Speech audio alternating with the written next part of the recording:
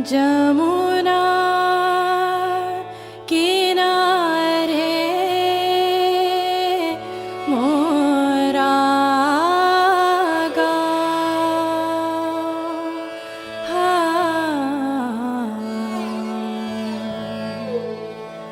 सावरे ऐ जयो सावरे ऐ जयो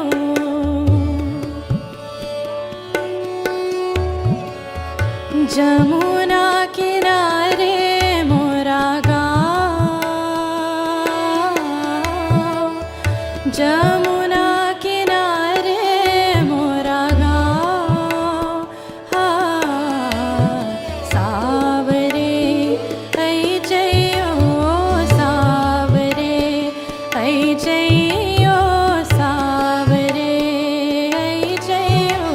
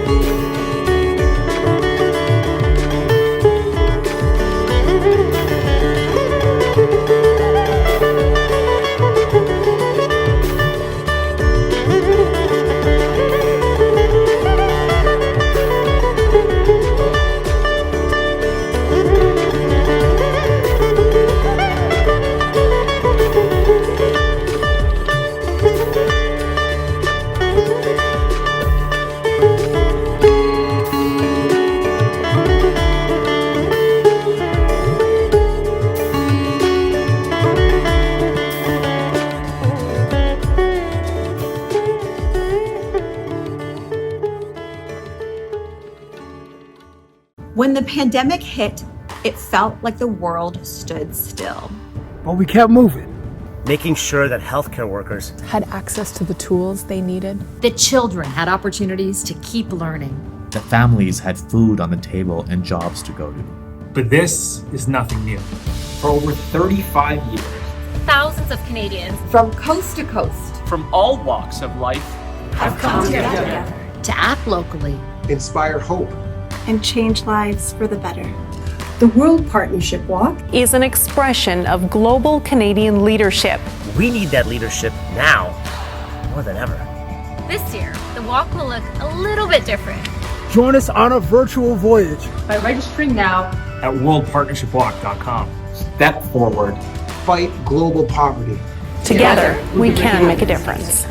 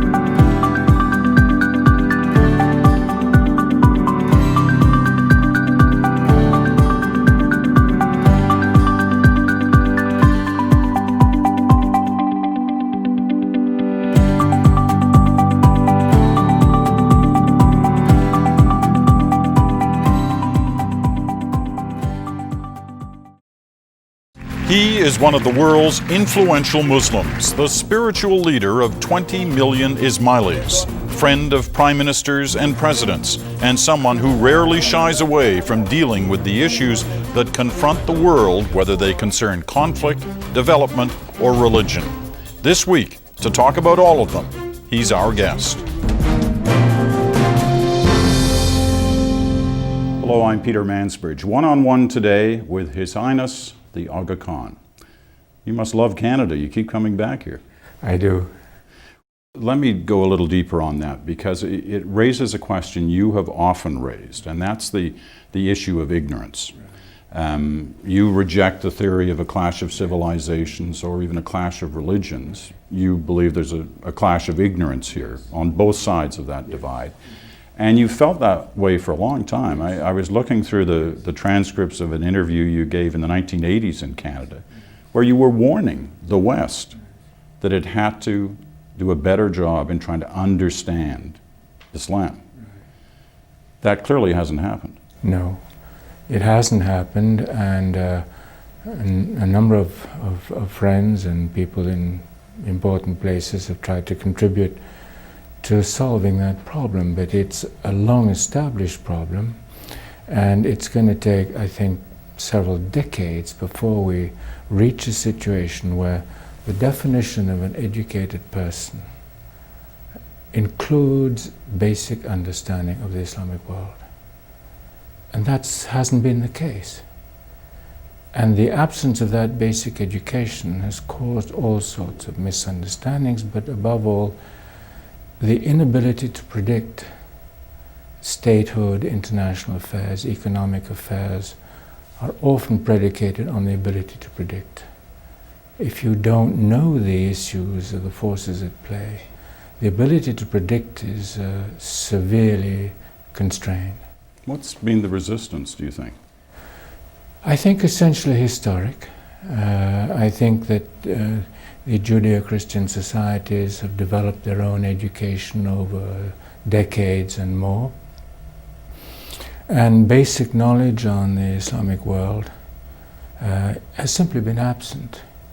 And if you look at what was required education in the 80s, for example, I was a student in the US, basic education on the Islamic world was absent, even on general courses on the humanities, for example.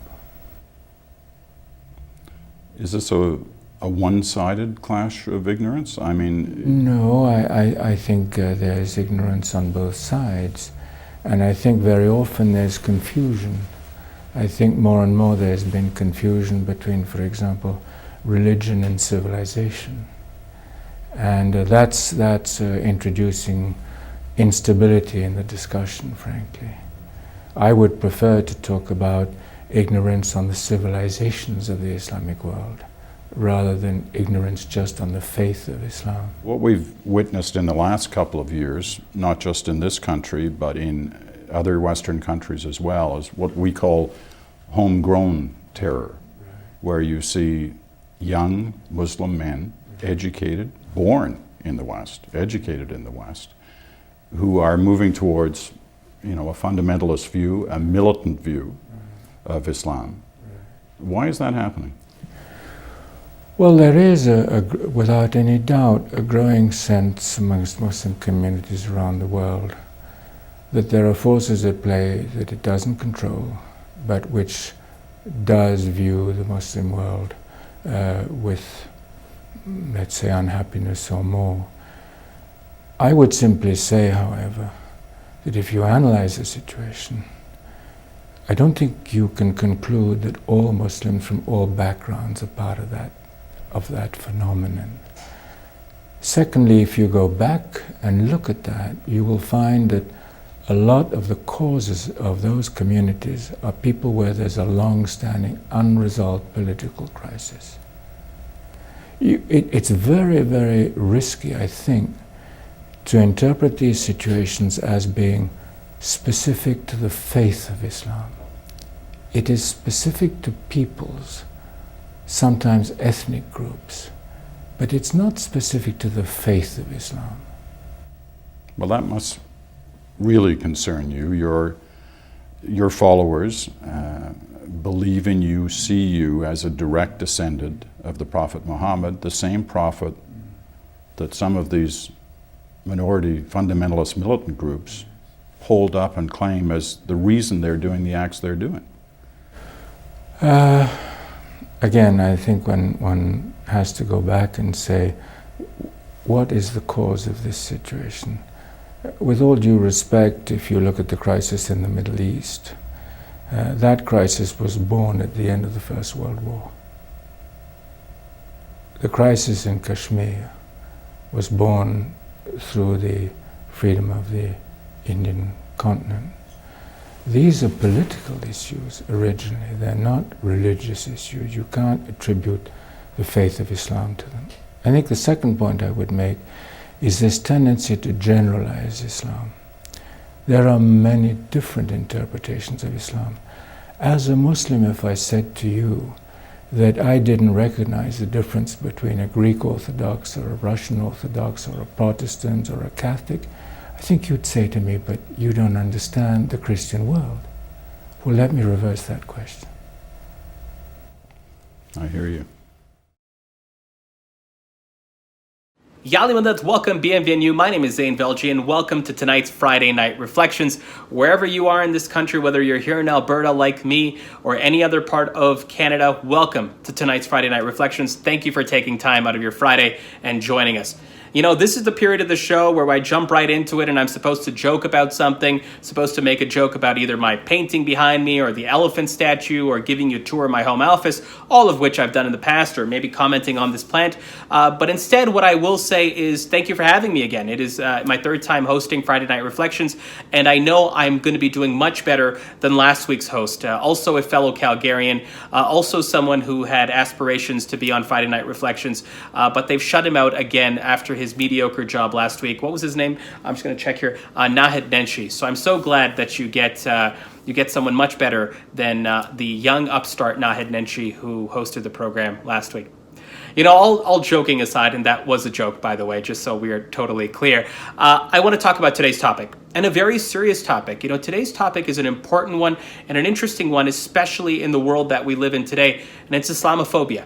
You know, this is not a topic that has uprooted itself ever since 9/11. Frankly, this isn't a topic that's been around starting at 9/11. This has been, long creeping into the historical zeitgeist of North America for a long time, specifically, in the Western world more broadly. And today's topic and today's speaker really try to dissect what's happening, allow us to figure out how we combat it, how we combat this intolerance, both as individuals and as a community, and identify markers of practice of pluralism, the antidote against Islamophobia, but also discrimination writ large against individuals of other faiths as well.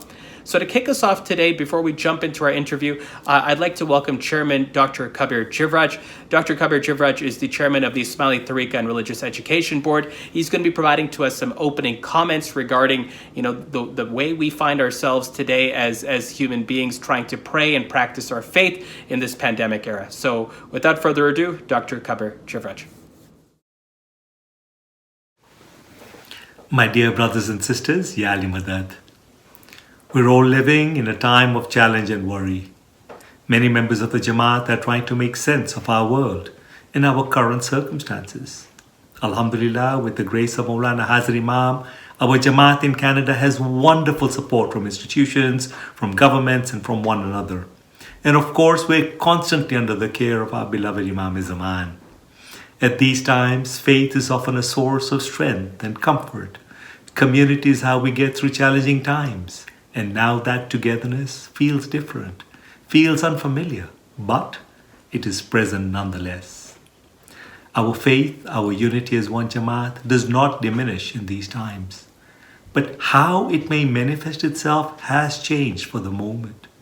It is in this context that I wanted to share with the Jamaat some reflections about faith in staying connected to our tariqah during times of difficulty. In particular times in which we cannot attend Jamaat Khana as frequently as we might like, or gather in prayer like we used to. Throughout history, there have been periods of time when the Ummah has been forced to stay away from our places of prayer. In the time of our beloved Prophet Muhammad, peace be upon him, followers were instructed to pray from home during severe cold and heavy rains. The adhan or call to prayer was modified to tell believers that they should not gather, but rather to pray from their own homes. More recently, Jamaats from around the world have had to pray privately in their homes for many reasons. This private practice, while different from congregational prayer, is not in any way a lesser form of practice. Indeed, for a tariqah like ours, the element of personal search is a fundamental tenet of who we are. The distinction between private practice of saying prayers as a family or as individuals in our homes and the notion of communal prayer in the Ismaili tradition is very different. In our tariqah, that is in the Ismaili tariqah, a Jamaat Khana is the place where the community gathers, where we often find peace and solace. It is the designated space for Shia Ismaili Muslims to perform tariqah practices. And it was therefore with heavy hearts and deep sadness that we had to close Jamaat Khanas earlier this year in response to the COVID-19 crisis. It was our beloved Hazrat Imam's guidance that we comply with public health guidelines around the world. Our Jamaat Khanas are our place of safety. They're our home, and we miss our getting together as one Jamaat to pray together, to celebrate together, to share a cup of chai together. But just because the form of our togetherness must change, it does not mean we can't be together. We continue to remain connected with the Jamaat just as we are tonight on Friday Night Reflections through webinars, seniors programs, BUI, and many, many more programs both online and by phone. Some of you have asked if we can establish virtual Jamaat Khanas or conduct our tariqah practices online. First, we all know that no virtual space can replicate the sense of belonging that we feel when we're physically together. Moreover, it is important for us to remember that it is our beloved Imam Zaman's prerogative alone to establish Jamaat Khanas or to direct changes to our tariqah practices. Indeed, in a message from LIF Chairman Malik Talib, which included a taliqa from our beloved Hazir Imam, Chairman Malik noted, the temporary closure of our Jamaat Khanas has resulted in the appearance of electronic and digital channels offering a virtual Jamaat Khana. This is clearly inappropriate, as the Jamaat Khana may only be established and function under the Imam's authority through his institutions and appointed Mukhi Kamadiyas. While many of us may wish to take advantage of technology to pray with others outside our immediate family, that begins to enter the realm of communal prayer. It is ultimately our beloved Imam's prerogative alone as to when, where, and how we may gather for communal prayers. Whether we talk about learning about our faith or whether we talk about the practice of our tariqah, let us remember that the experience we're living right now is not a new one for many in our Jamaat. We have examples in our history of how our forefathers have dealt with times like this before. First example that deals with learning about our esoteric faith. During the Fatimid period, Ismailis used to participate in Majalis al-Hikmah, sessions of wisdom, under the guidance of the Imam of the time.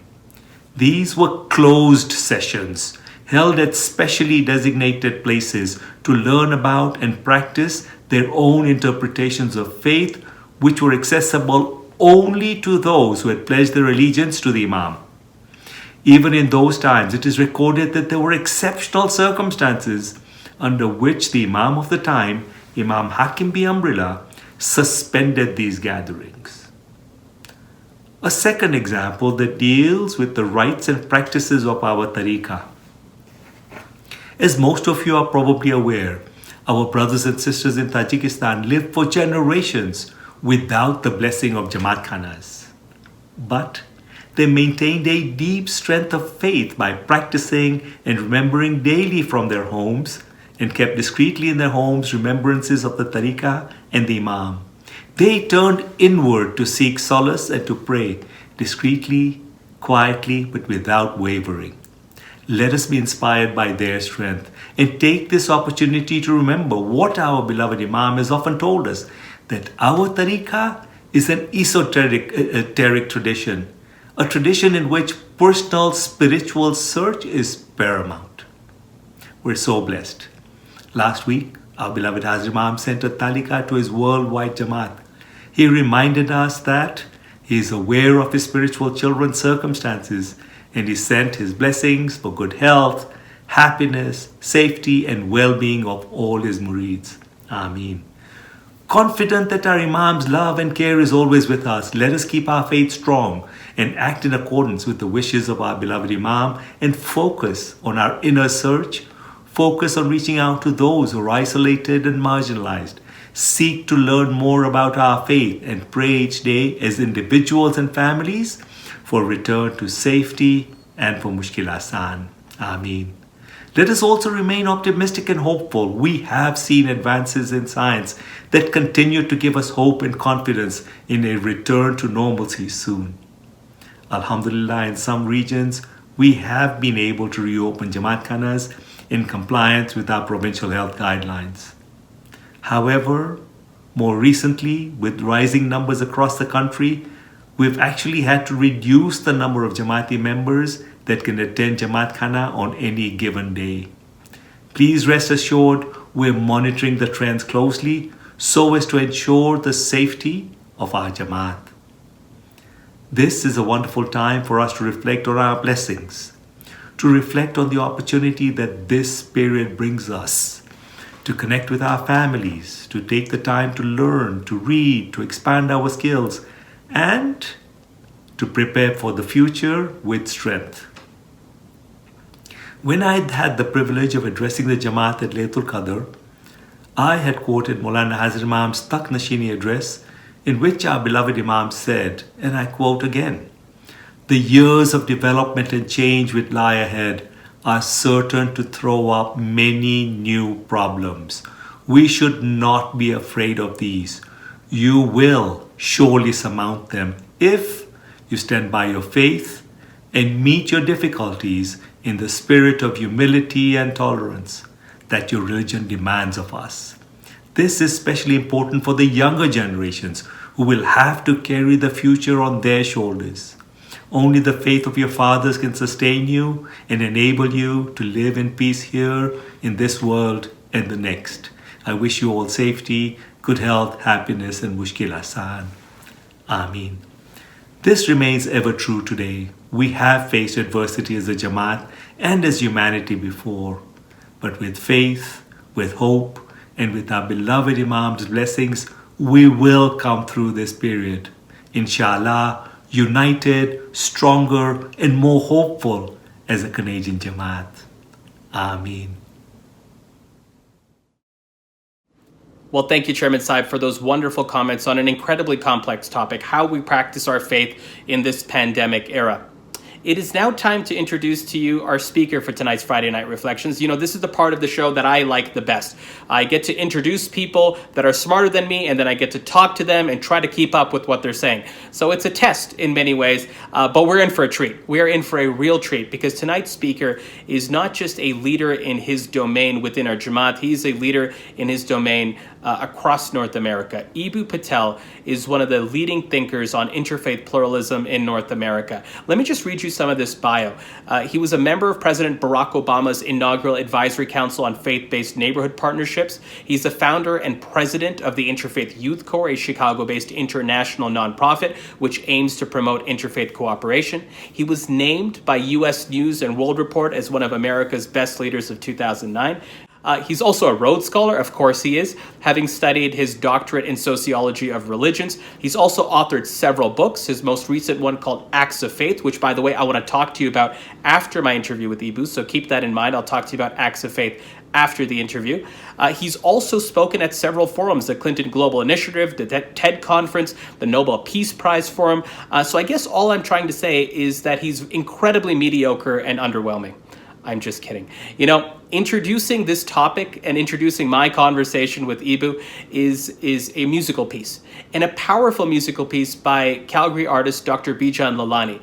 You know, this was a piece that Bijan wrote in 2015 on the heels of the Paris terrorist attacks and has a real resonance and a real fit with our topic today as we talk about interfaith pluralism, Islamophobia, and the place we find ourselves in, not just as a community, but as individuals in our modern zeitgeist. So without further ado, please help me welcome the musical piece by Dr. Bijan Lalani, followed by my conversation with Eboo Patel.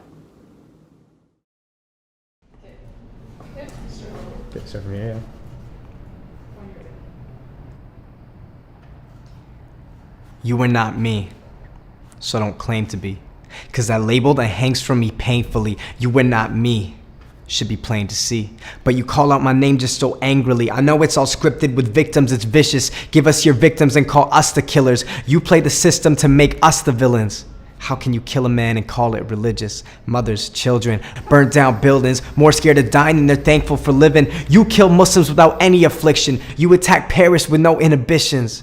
So swing swords, test our conviction. Call yourself Muslim or Jewish or Christian, but don't think we're foolish enough that we'll listen. When we lost lives, you lost religion. You can twist words and quote the Quran, but I know for sure this is not Islam. So the next time you go on and mention a God, pray for forgiveness and pray we move on.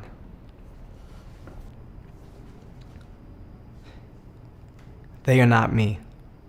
Please believe. I live with intentions of peace. They are not me, though they seem to be. It's just what they want you to see. I'm a Canadian, I'm a Muslim, I'm a student. I love life, I love friends, I love music. I fall in love and girls drive me stupid. I want to live life to the fullest and truest. They want you to fear us, they want to divide. They want us to hate so that we pick sides, but we are the same, we are alive. And if we're together, they cannot survive. Only light can drive out the dark.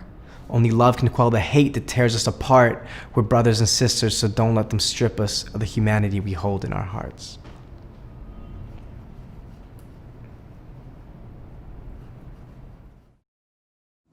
Eboo, thank you so much for joining me here today. This is a real pleasure to have this conversation. You know, let's start with a question that might be on some people's minds.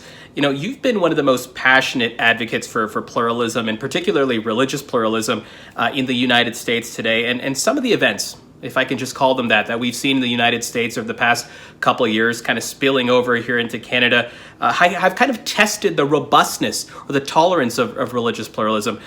Do these developments kind of fill you with optimism of what kind could emerge on the back end, or where do you kind of stand on your current sense of hopefulness for religious pluralism in North America? Well, first of all, Zain, Yali Madat, and thank you so much for having me. I'm totally thrilled to be with you, and I'm honored that you invited me. Thank you. This past week has been, joyous.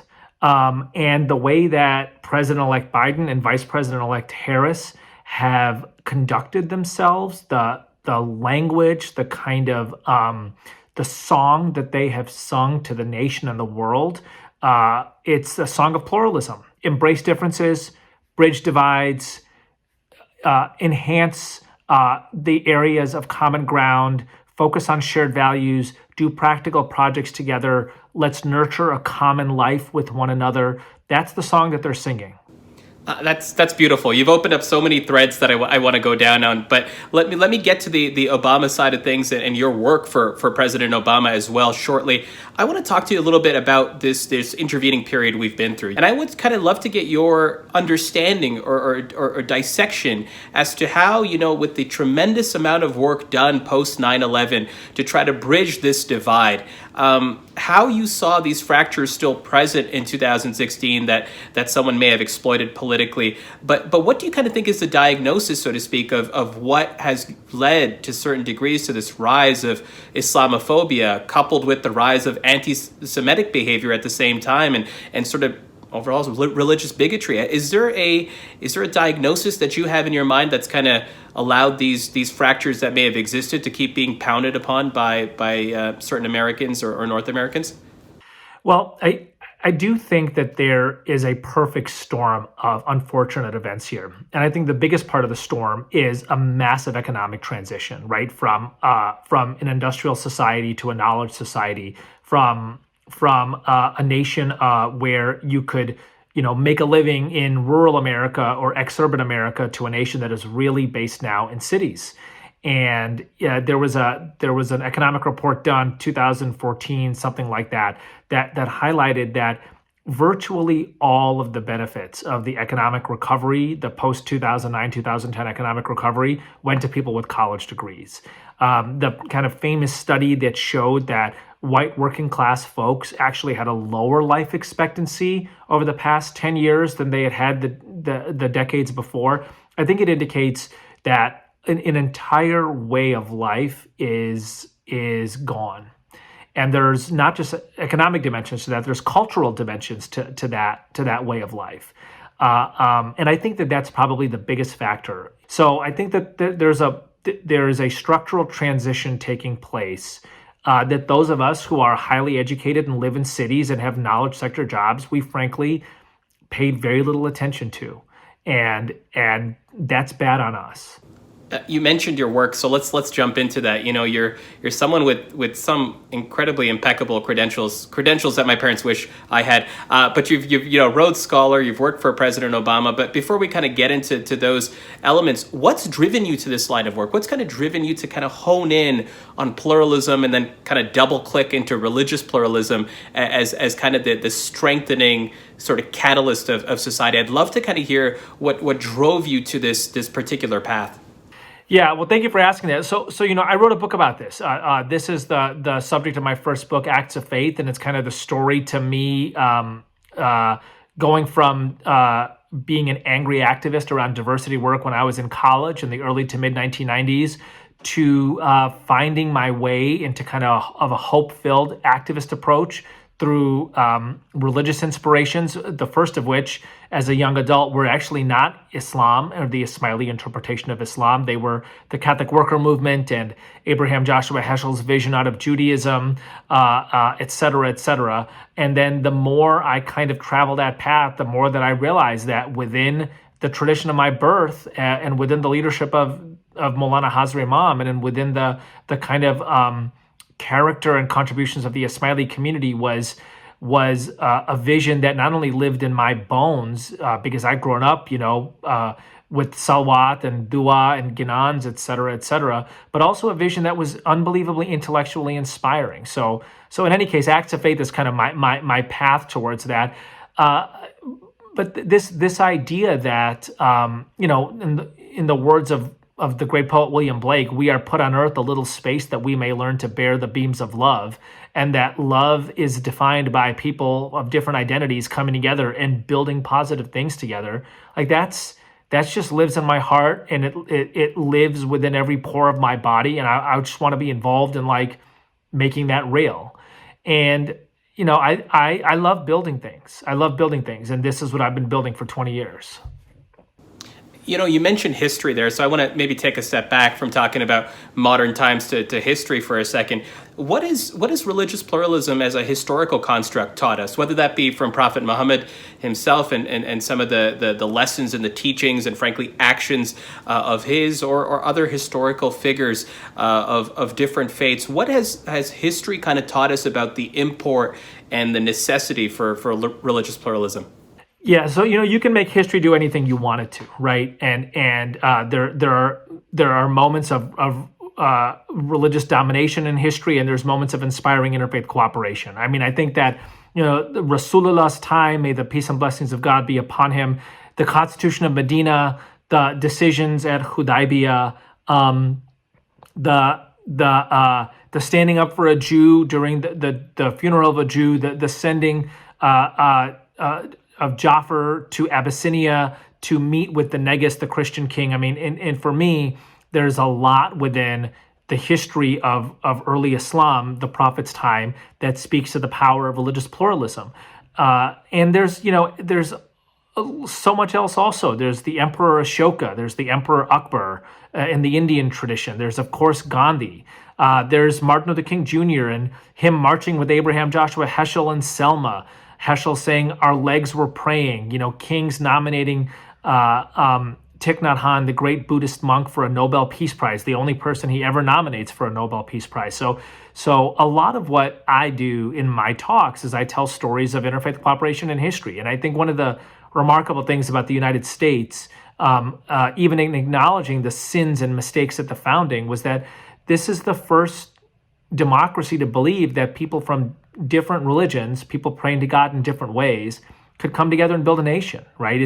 It's the first attempt at a religiously diverse mass democracy. And that's a tradition to be proud of in the United States, and it's worth building on, We talked about some of the bumpy roads that this religious pluralism project, if I can call it that, fairly call it that, has kind of unearthed throughout American history. But I want to kind of go back to a little bit more of history. When we talk about our current standing as Muslims in North America, this is not necessarily a first for us, if that's fair to say. And I should ask you, because this is something that we've struggled with, but it's also been something that other communities of faith have struggled with, whether you're a Catholic in certain parts of the world or Jewish in other parts of the world. So can you talk to us about maybe, as we look at the overall arc of combating Islamophobia in the Western world, what we might take from other historical cases of our brothers and sisters of other faiths? Yes. So, geek that I am, I've actually written 2 books on this, Sacred Ground and a book called Out of Many Faiths, where I spent a lot of time comparing the contemporary Muslim experience to the Catholic experience. And, the great historian Arthur Schlesinger once said that a bias against Catholics is the deepest bias in the American people. And if you think about just how ugly anti-Black racism has been in the United States, how ugly the genocide of Native Americans has been, I mean, for a historian of Schlesinger's caliber to say that anti-Catholicism is the deepest bias is saying something. I'm not sure if it's true, but it's certainly worth taking into consideration. And Islamophobia looks a lot like anti-Catholic bias, which is basically making monsters of a religious minority that people knew very little about. Look, in the 1850s, the Know Nothing Party was an entirely anti-Catholic party. That was basically the only plank in its platform. And they had 75 members elected to the US Congress. 75 members, right? Entire state legislatures were elected that were Know Nothing members. And it is worth pointing out, America metabolized its anti-Catholicism. Joe Biden is a Catholic. He is part of a not so long ago marginalized minority. In 1928, a man named Al Smith, first Catholic to run for president of the United States on a major party ticket, his candidacy was tanked by anti-Catholic forces. In 1960, John F. Kennedy almost lost the presidential race because of anti-Catholic forces. Joe Biden is the first Catholic president since John F. Kennedy, the second total. And we almost in the United States never talk about what it took for us to overcome our anti-Catholicism. I take from this actually a great deal of inspiration that America has the ability to metabolize at least some of its prejudices. And I actually think that Muslims are because of the work that Muslims have done and other people against racism and Islamophobia have done, Muslims have made significant progress in the United States in the last 20 years. The number of highly public Muslim figures, the amount that you see Muslims on television and commercials and other kinds of shows. A friend of mine, Robert Jones, runs something called the Public Religion Research Institute, and he said in the last year is the first time that over half of people said that Muslims can be good Americans. You know, this is in polling of a wide swath of Americans. I mean, I think because of the work that we've done, the future looks good. Yeah, you make some really interesting points with the historical comparisons. And, I think I was reading some research recently, which you might be familiar with, it, I'm sure you are, which was, the number one factor to kind of cool the temperatures on Islamophobia for certain populations was, did they know someone who was Muslim? Had they ever interacted with someone who was actually Muslim? And I think that kind of, dialed down the othering or the mystery of what these, with this group of people that people kind of had associated with certain markers that they may have seen on social media or on particular television networks as being, stereotypically attributed to these groups. This reminds me of something very similar that I heard your fellow scholar Reza Aslan talk about in a talk I'd heard recently, where he was mentioning, how did we go from a 50-year period where, the amount of anti-Semitism was unimaginable to now having Judeo-Christian values? And a theory he posited was, in that case, the Jewish community was very strong and strategic, but also mindful of standing up for other people, not just ensuring that it was just their own cause or their own sort of quote-unquote survival and thriving that they were standing up for. I just wanted to kind of get your take on that, since we're on that sort of historical comparators, to see if you have any thoughts on that. Yeah, no. First of all, Reza and I are friends, and he's right in a lot of things, and he's certainly right on that. I think it's absolutely the case that one of the reasons that we've progressed with regards to anti-Semitism is because Jews made it clear that they weren't just for themselves. And Muslims have done a lot more of that in the last 10 or 20 years, is to say that we are about building American pluralism and not just about advancing Muslims or the cause of Islam. By the way, building pluralism is very much a Muslim value, right? Right. Tell me about, let's fast forward a bit to your time. You mentioned Barack Obama. Maybe I'll start with how you got to know Barack Obama as a fellow Chicago native yourself. What was the initial relationship like? And then let's get into the work that you do with them and perhaps the goals that you had when you joined the council that was facilitated by him. Yeah. So here's an interesting truth. I don't know Barack Obama at all. I shook his hand a couple times in the course of the time I spent on the advisory council, and in the course of time I spent working with the White House Office of Faith-Based and Neighborhood Affairs.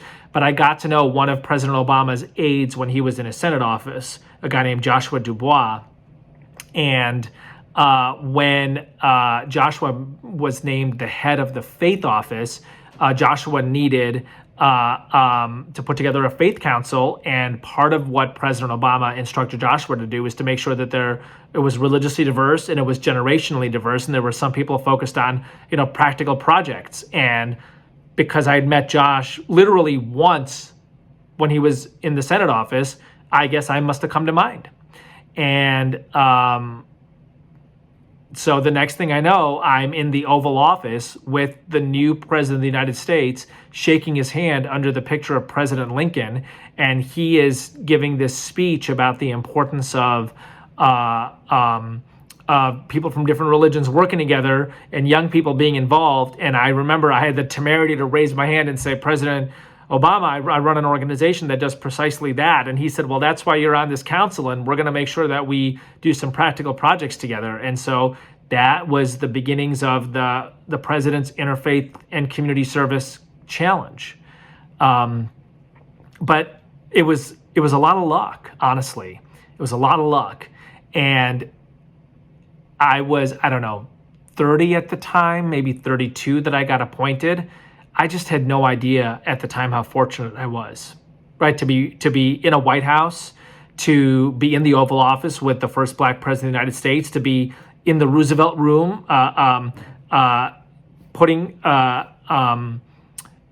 report on the table that advocated for a set of things, several of which became reality, to work with the president's political appointees on the advancement of a concrete project that built pluralism. That's an incredible story. And also, you're way too humble. I'm not being humble. I just got lucky.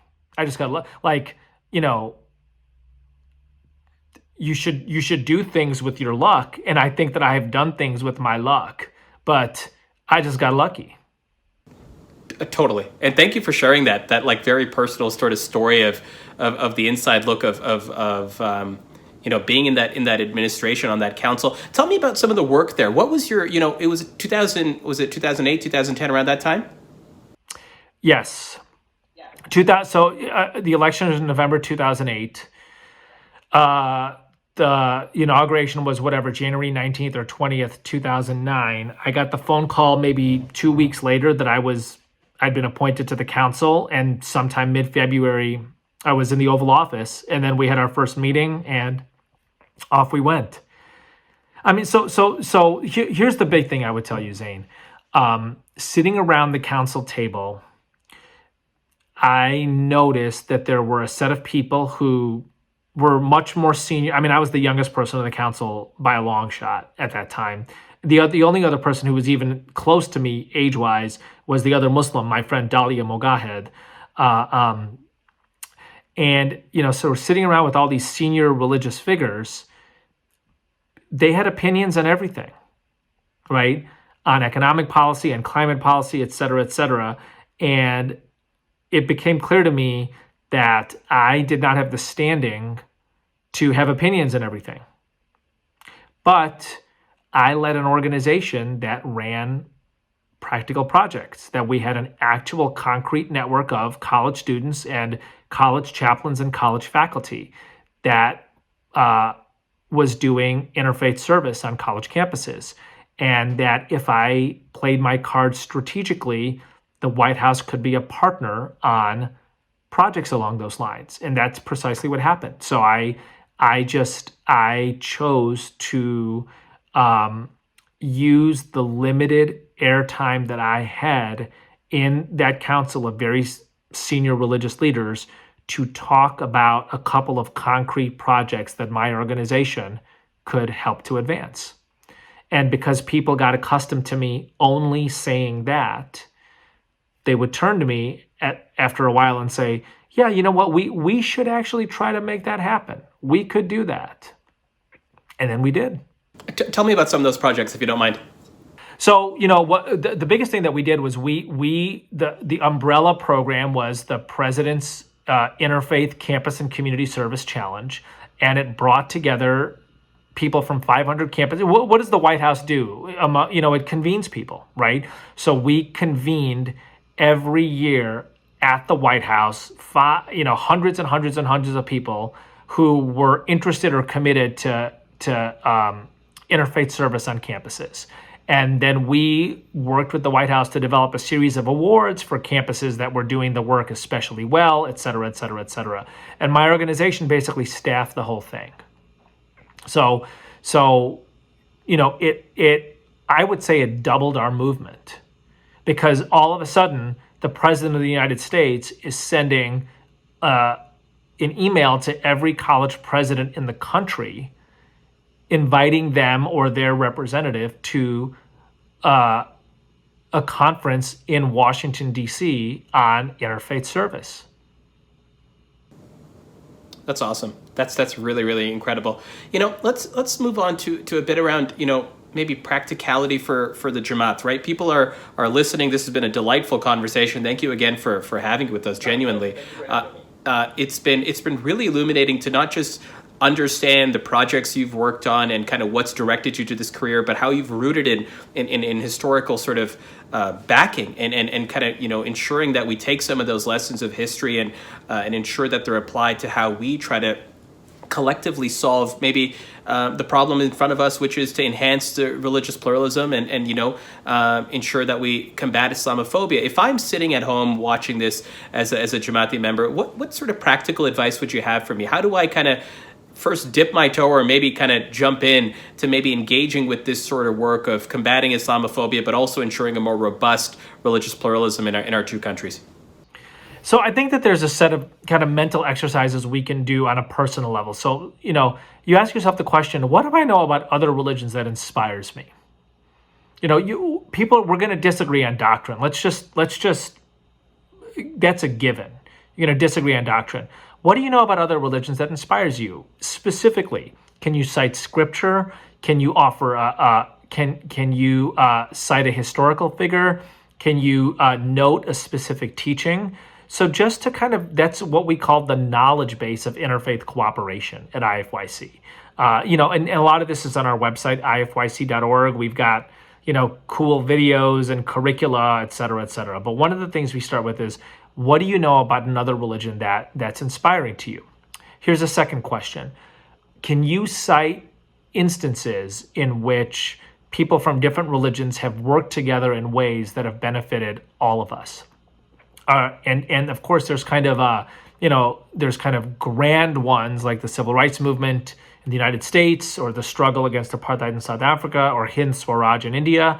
But there's also really everyday ones. So, for example, in disaster relief, right? Disaster relief, at least in the United States, and really in the international community as well, is an effort of a lot of faith communities who have created disaster relief arms. Of course, we as Smileys have done the same with Focus. And in the midst of a massive disaster, an earthquake, a hurricane, etc., those faith communities are working together. That is an excellent example of diverse religions highlighting a shared value, which is helping others and coordinating in very concrete ways to make people's lives better at a time when those people really need their lives to be better. So running through those kinds of things in your head are kind of learning the knowledge base of that, very important. And then you ask yourself the question, what can we do? What can Ismailis be involved in at a Jamaati level that is interfaith in nature? And I think the answer to that is probably interfaith service, right? Is partnerships with churches and mosques and gurdwaras and temples and synagogues, etc., bringing people together to engage in service projects. It's, we believe in pluralism, and we are highly organized as a community, and service is a part of our ethic. And much of that service takes place within the community. A significant amount of it, a significant amount that goes beyond the community takes place through the Aga Khan Development Network. Is there a way that we as Smileys can build an infrastructure of participation in interfaith service efforts that is not just through the AKDN? I want to hone in on this a bit more and maybe go a step further around maybe youth, right? People who are seeing your story and kind of what it's led to in terms of the projects and the trajectory, but also youth living in a very different time in our two countries, right? Black Lives Matter, a very public fight for racial and social justice. What advice would you kind of have for them as they try to maybe advance their careers or try to make this more integral into how they live their lives? So even if it isn't a particular career path, it seems to be so embedded in the zeitgeist that we're continuing the fight and the struggle on these items. What advice would you have for them and the energy energies that they would bring to the table? I'm an incrementalist. I'm temperamentally moderate. Black Lives Matter is a movement that says there are huge parts of the system that are rotten and that need to change. And I stand in awe of their courage and of their victory over the summer, right? I mean, Black Lives Matter won. They won this summer.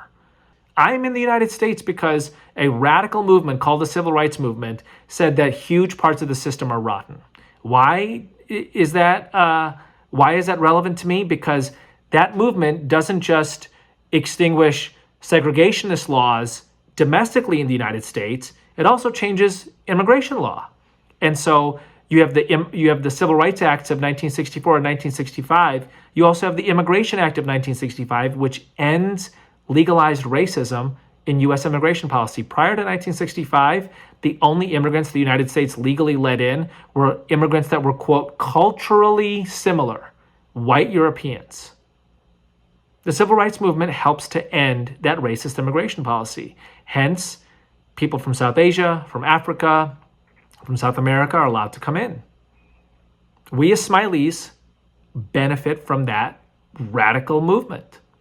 Everybody from the Black Baptists of the Southern Christian Leadership Conference to the Black Muslims of the Nation of Islam and the Black Panther movement. I am not saying that we have to be radical in that way. I'm only saying that we benefit from those movements, and it is high time we acknowledge that. So what if there's a cohort within our community? Let me thank you for being so straight up. A cohort within our community that says, we have seen the successes of history and religious pluralism and what it means in terms of value and in terms of what a good, just society can mean. But we've also seen a movement, literally a live wire movement going forward that has had a small V victory, but has shown how quickly and radically can take advantage of a moment. So the question I have for you is there any sense of using your term radicalism applied to how we combat Islamophobia, or do we have to do the incremental brick building in your mind? And I appreciate you telling me where you're coming from as well, and I think that's thank you for being honest with that. But I'd just love to get your take around how you maybe reconcile the need for now versus the long arc of history approach that we've discussed earlier.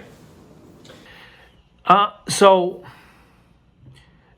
you are always going to need builders. You're always going to need, it is one thing to highlight how rotten a system is, but once it's highlighted, you need people who can build another system or improve the current one. And so I'm proud of being a builder. I'm not much of a radical. As I said, I certainly have that in my past, and I admire it in other people now, but it's not who I am. I'm a builder. And there's very, very few people in history who are both. So Mandela runs a revolution and he builds a nation. George Washington runs a revolution and builds a nation. There's not that many others, right? Gandhi ran a revolution and then Nehru built the nation. And of course, I'm only talking about kind of top level people here. But if you one of the great lines in Lin-Manuel Miranda's Hamilton is from George Washington, winning is easy, governing is harder, right? So I am a governor. I'm a builder. Well, that's fascinating. So many nuggets of wisdom in there. Let me end on these two final notes. The first one is you've talked about your inspirations and kind of where your ideals have come from around this work that you're doing. Tell me about Maulana Hazrat Imam's words and writings and overall comments on pluralism and how they've impacted you, and both from how you approach the work, but to also the drive that it is meant for you and the work itself. Yeah, I mean, it's central, his vision. I mean, I get emotional thinking about it, right? Like his vision, his patience, his ability to build, right? Laying the foundation stone at Aga Khan University in 1971, exactly a 1,000 years after the beginnings of Al-Azhar. So there is a mix here between civil society and pluralism, and you have to build institutions, universities, hospitals, arts programs, economic development initiatives.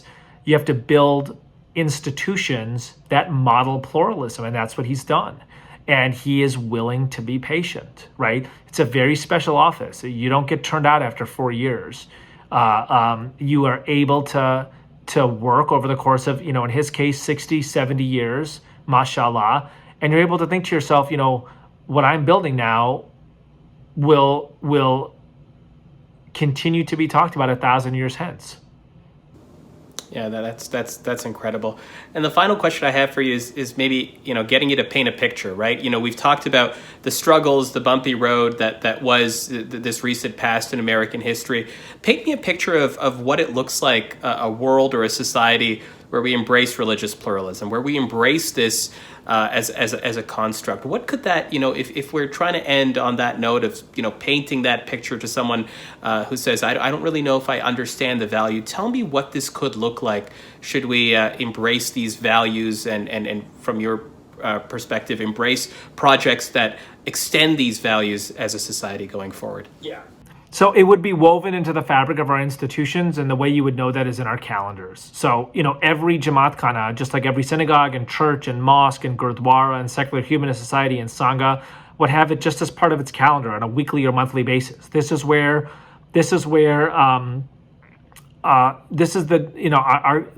diverse clergy have their meetings on Friday mornings, and young people have their interfaith service projects on Sunday nights, and there's a women's interfaith meeting on Saturday evenings, and once a month the mayor leads an interfaith service project, etc. Every campus has an interfaith service group. It just would be woven in, just like various majlises and kushyalis are woven into the fabric of Jamaati life now. Similarly, you would just have interfaith efforts woven into the fabric of the faith community, and people would be able to articulate their theology of interfaith cooperation. People would know a series of interfaith heroes. It would be part of the standard knowledge base and narrative of our lives. And Eboo, what would you say to those, the growing number of folks that say they don't practice a faith, or they don't maybe have a faith to practice? How does that reconciliation happen in your mind? I mean, they're part of this too. They're very much a part of pluralism as well. Absolutely a part of pluralism, whether they have decided to become secular humanist or whether they're on a kind of a spiritual journey. Pluralism is for everybody. What a great note to leave on. Eboo, thank you so much for your time. Really appreciate this delightful chat, and I hope to do it again soon. God willing. Thank you, inshallah. Thank you for having me. Eboo, thank you for that wonderful conversation and those generous insights that you shared with the Jamaat. I know we could have kept that conversation going for much, much longer. I should mention, however, that Eboo has agreed to speak to our Jamaat again. So on December 29th, mark the date, circle the calendar, send a text message to yourself, boomerang, a carrier pigeon, whatever you do. On December 29th, Eboo has agreed to do a community reading of his book, Acts of Faith. It's a book that talks about struggling with identity, struggling with faith, being a Muslim in America, and he'll be doing a community reading for us as a Jamaat, for us to discuss the book, to talk about the book, to really dig deeper on some of the big strands that are present in the book. So while we're off on holidays and enjoying our time with our friends and family, why not pick up a book and talk about it, and we get to do so with the author. So mark down that date, December 29th. We'll have more details coming soon to join Eboo Patel in his book, Acts of Faith. And now, before we move on to the long-awaited musical expressions, I wanted to remind you that it's time to renew your participation in the Burial Plan Drive, which launches today and closes on December 20th. Now, as many people in the Jamaat know, this is an initiative by which Jamaati members share the burden and costs to support each other during a difficult time, and is one of many examples of our Jamaat being stronger by working together. This year, due to the pandemic, registration in Jamaat Khana has been suspended. Instead, Jamaati members will be able to safely register by visiting iicanada.org/burialplan. Once again, iicanada.org/burialplan. That starts today. And should you require additional information or assistance, you can speak to a volunteer by calling the access line at 1-888-536-3599. We look forward to your support, and once again, the burial plan launches today, so you can sign up for the 2021 calendar year starting today. It is now time to close out Friday Night Reflections like we always have, with a musical expression to rejuvenate the soul and to capstone the week that has just passed us.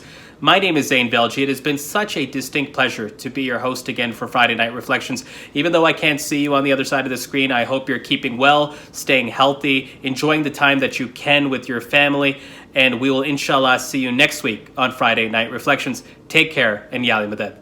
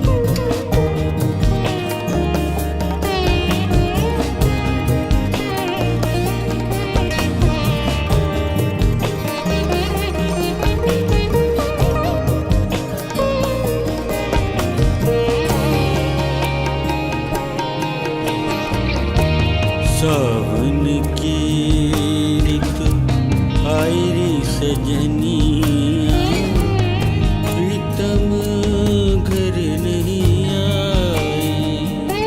आए सावन की ऋतु सावन की ऋतु आई रे सजनिया